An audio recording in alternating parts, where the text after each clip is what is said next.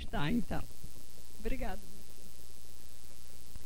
Estou aqui para conversar a respeito de alguém que muito me impressionou, que é Joaquim Francelino de Araújo, um dos pioneiros do espiritismo nas terras amazônicas.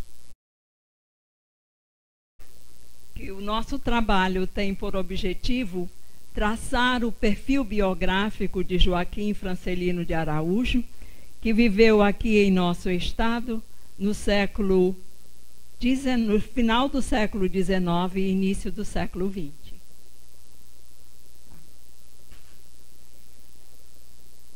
E a nossa finalidade é a ampliação do conhecimento sobre as personalidades que atuaram aqui no Amazonas, na área do espiritismo.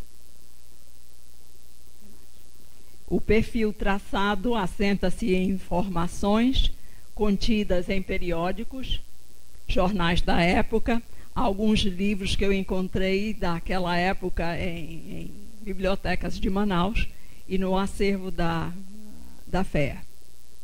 Eu fui atrás.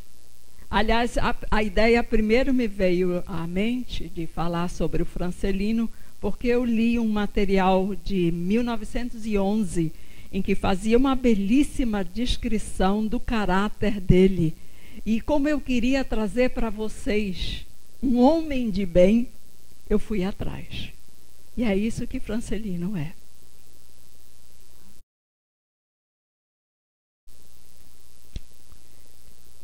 Dividi o trabalho em sessões.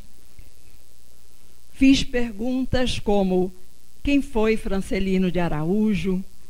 Onde nasceu? Quem foram seus familiares? Qual a sua formação acadêmica? Qual a sua atuação no Amazonas? Qual o seu envolvimento com o espiritismo? Que lição de vida ele nos legou? Então foram essas as minhas perguntas, a minha busca. Dividi então, na primeira parte, os dados biográficos do nosso irmão. Ele nasceu no Ceará de março de 1854. E aqui cabe uma explicação. Eu encontrei também nessa busca duas biografias dele. Uma feita pela maçonaria, ele era maçom, e a outra que está no dicionário de biografias, um dicionário amazonense de biografias do Agnello Bittencourt.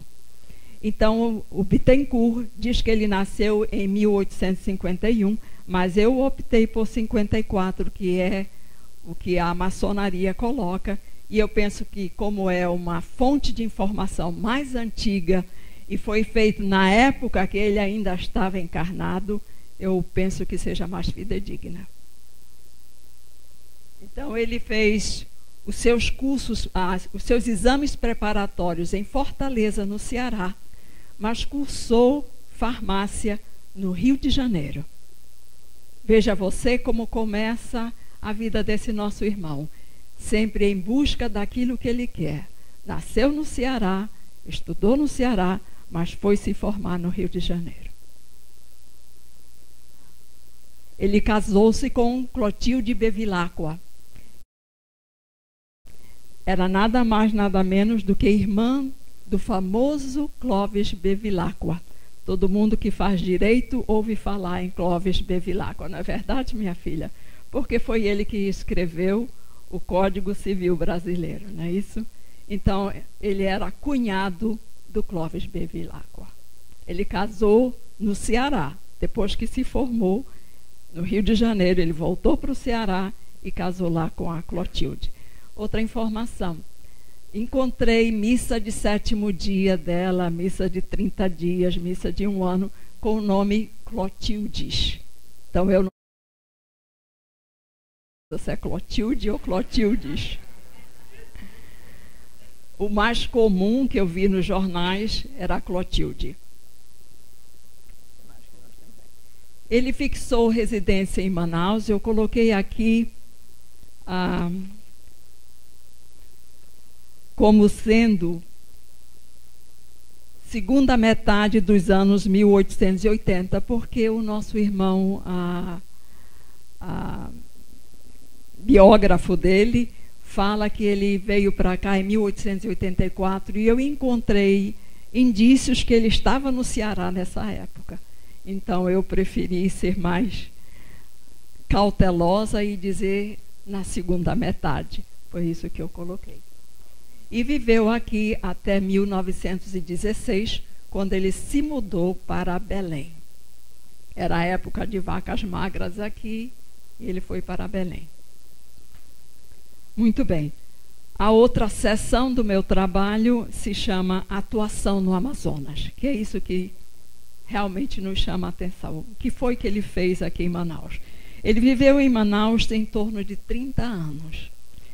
E eu dividi em atividades profissionais e atividades...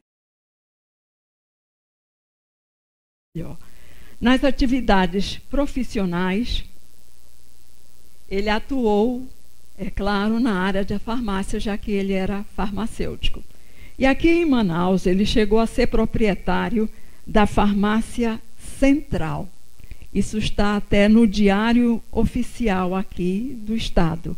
Diz assim, por exemplo: de ordem do senhor inspetor desta repartição, faço público que foi designada a Farmácia Central, cito a Rua Marechal Deodoro, de propriedade do senhor Joaquim Francelino de Araújo, para se conservar aberta domingo 25 do corrente durante o dia e noite, a fim de aviar medicamentos ao público.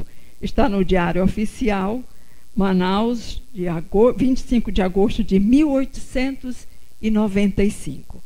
Então, nosso irmão era farmacêutico e também comerciante.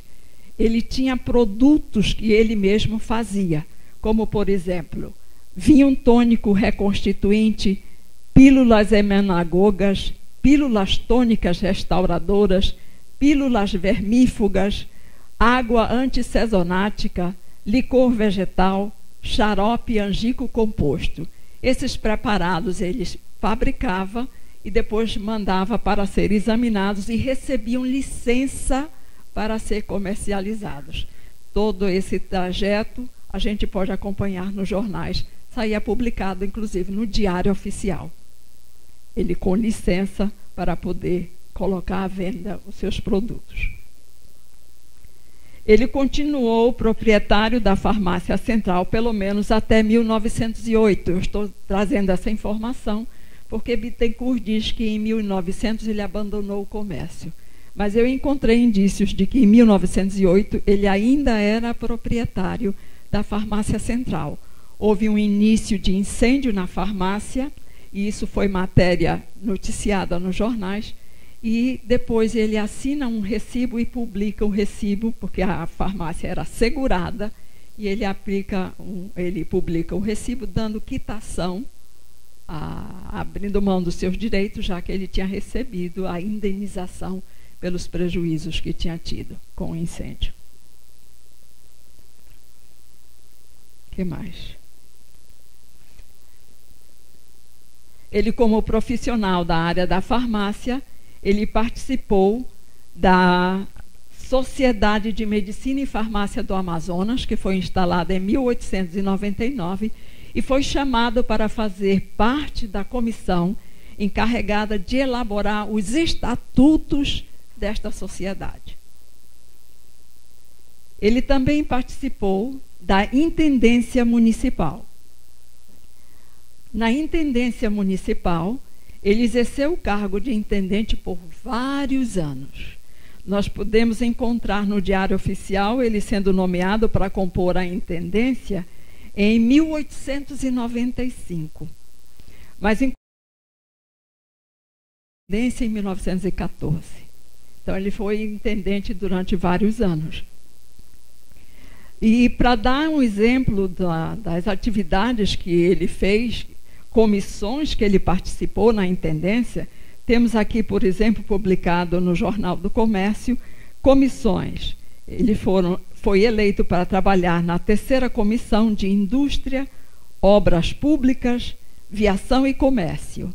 E também na Comissão de Fazenda, Patrimônio e Orçamento. Isso em 1915. Nosso irmão também trabalhou no depósito público. No depósito público são colocados bens que estão em litígio, coisas assim que envolvem justiça. Ele trabalhou como depositário público. E o que me chamou muito a atenção é que o governador, em 1911, ele fazendo o seu relatório, apresentando à Assembleia, ele diz o seguinte, quando falou do depósito público: continua a dirigir esta repartição dedicadamente o honrado senhor tenente-coronel Joaquim Francelino de Araújo. Isso foi publicado no Rio de Janeiro, minha gente. Era publicado aqui em Manaus e também no Rio de Janeiro. Ele participou de outras atividades, como, por exemplo, na Guarda Nacional. Ele fez carreira. E eu tenho até aqui no nosso livro, no nosso trabalho, menção de quando ele foi nomeado tenente-coronel. Ele foi também membro da diretoria do Banco do Amazonas. Ele foi também político, pertencia ao partido do Jonatas Pedrosa, que era o Partido Republicano, e foi por vários anos membro do diretório do Partido Republicano no Amazonas. As atividades filantrópicas são as que mais me chamaram a atenção, porque era o que ele fazia com o seu tempo livre. Na maçonaria, ele tem um extenso currículo na maçonaria. Ele foi iniciado na maçonaria em 1989, na loja Amazonas, e serviu nessa loja durante 5 anos consecutivos como secretário e durante 12 anos como venerável. O venerável é o administrador da loja maçônica. Então, ele foi nessa loja, onde foi iniciado, venerável durante 12 anos consecutivos. Ele foi filiado a outras lojas aqui em Manaus também. A Esperança e Porvir, a Conciliação Amazonense, a Rio Negro, a Deus, Lei e Perseverança, e foi admitido como filiado livre nas lojas Aliança, em Canutama, e União, Paz e Trabalho, em Parintins. Nosso irmão participou muito dos eventos da comunidade maçônica. A gente vai ver muito isso nos jornais. Participou, inclusive, da formação do consistório em 1900, e o currículo maçônico que eu achei num livro publicado em 1902 é muito boa, porque tem as datas em que ele foi fazendo o quê, está tudo lá mencionado, que eu aqui faço só assim en passant. Quem quiser entender um pouco mais, o livro está lá na biblioteca, como é o nome da nossa rua? Maripiranga, lá na biblioteca Maripiranga. Muito bem. Ele na maçonaria também atuou como conferencista. E aqui nós temos até um exemplo citado do Jornal do Comércio, que diz assim: às 7h30 da noite, o coronel Francelino de Araújo fará na loja Esperança e Porvir uma conferência sobre o 1º grau da liturgia maçônica, só podendo, porém, assisti-la os maçons regulares. Era algo só para maçons, mas era assim que era antigamente, e eu acho que hoje ainda é, né? Muito bem. Ele na sua trajetória na maçonaria, ele serviu também no Asilo de Mendicidade de Manaus, que hoje é o Asilo Dr. Thomas. Ele serviu no mês de outubro, por exemplo, de 1910, como mordomo. E aqui diz a nota no jornal: servirão este mês no Asilo de Mendicidade de Manaus os seguintes senhores: médico, Dr. Alfredo Augusto da Mata; mordomo, senhor coronel Joaquim Francelino de Araújo. Ele serviu não só como mordomo, mas também trabalhou na comissão fiscal do asilo. Uma outra obra da maçonaria que ele participou como sócio fundador foi do dispensário maçônico. Esse dispensário maçônico foi criado porque havia em Manaus muita gente vindo do Nordeste num estado de pobreza muito grande. E a maçonaria, então, abraçou essa causa e ele trabalhou nisso daí também. Da maçonaria recebeu várias honrarias, inclusive de benemérito, coisas que estão no meu trabalho que vocês podem ver mais tarde. A biografia que foi publicada em 1911 na revista maçônica, que se chama Arquivo Maçônico, diz algo que me impressionou bastante. Fazer o bem, eis em que consiste a religião de Joaquim Francelino de Araújo. Uma outra coisa, falando dele, diz que ele não desanima e não desfalece, mesmo quando muitos dos companheiros desertam e o abandonam em meio à jornada. Isso foi algo que me levou durante o trabalho. Eu dizia, estou falando sobre alguém que não desiste, que não deserta, então eu também tenho que continuar. Continuar a despeito da árvore cair na nossa casa, continuar a despeito de menino doente, seja lá o que for, vamos continuar. Na seara espírita, que é o que nos interessa. Na seara espírita, ele participou como diretor da Sociedade de Propaganda Espírita. Então, na primeira diretoria está o Francelino, o que significa que, antes de 1901, ele já atuava no movimento espírita amazonense. No ano de 1902, ele continua membro da diretoria, há nova eleição, e ele é vice-presidente. Outra coisa que ele trabalhou desde o primeiro momento da fundação. Na primeira reunião, ele está mencionado na ata. E na segunda reunião, ele é aclamado tesoureiro. Ele é a pessoa que vai pegar o dinheiro coletado, pagar pelos convites que foram colocados na imprensa e distribuído, ele vai comprar o material de secretaria, tudo isso é o Francelino que faz. Na FEA, ele foi tesoureiro desde o início até 1910, e olhem que as eleições eram anuais, e ele sempre reeleito na posição de tesoureiro. Mas em 1911, ele foi eleito vice-presidente da FEA. Em 1912, reeleito vice-presidente. Então, é alguém muito batalhador, que eu sei que a gente está com pouco tempo e eu preciso correr um pouquinho. Na FEA, ele foi médium de psicografia e de psicofonia. Isso está registrado em várias atas.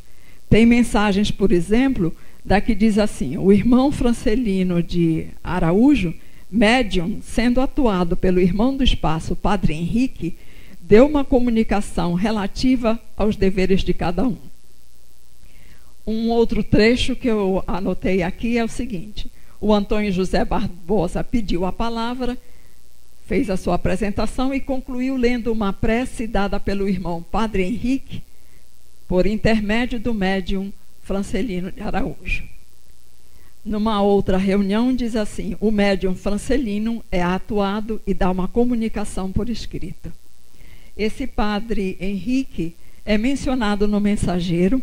Ele já estava atuando no Centro de Propaganda Espírita e tem comunicação publicada no Mensageiro de 1897, do Padre Henrique. Então, eu penso que o Padre Henrique era um benfeitor com quem ele se afinava. Muito bem. Uma outra obra que vale a pena a gente conversar nos minutos finais é uma obra que foi iniciada no Centro Espírita São Vicente de Paula. Ele era sócio do São Vicente de Paula, e o São Vicente de Paula criou um programa chamado Sociedade Cosmopolita de Benefícios Mútuos Previdente Amazonense. Ela foi fundada sob os auspícios, direção e administração do Centro Espírita São Vicente de Paula em 1905. E continuou até 1916, não mais no Centro Espírita, porque o Centro Espírita desapareceu, mas a sociedade continuou até 1916. E Francelino continuou trabalhando nessa sociedade. Eles trabalhavam com as populações carentes, então davam a assistência médica e farmacêutica, a assistência para construir casa própria, assistência, aliás, pagavam pecúlio no caso de falecimento dos sócios. E já em 1907, eles tinham mais de 1.000 sócios. Então, Francelino me deixou como lição de vida isso aqui para dizer.